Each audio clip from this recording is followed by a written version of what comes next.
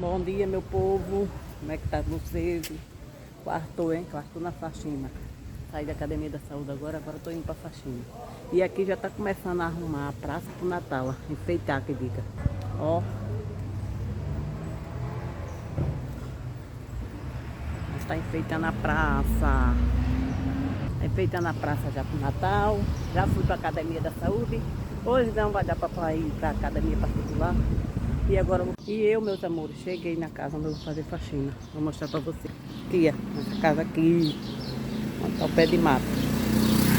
E eu vou ver se ela deixa eu gravar. Se ela deixar, eu gravo. Um beijo e até o próximo vídeo. Deus abençoe o dia de vocês. Dona Flávia! Cheguei! Cheguei chegando pra fazer a faxinada. Olha as plantinhas da Dona Flávia, que coisa linda. Ó.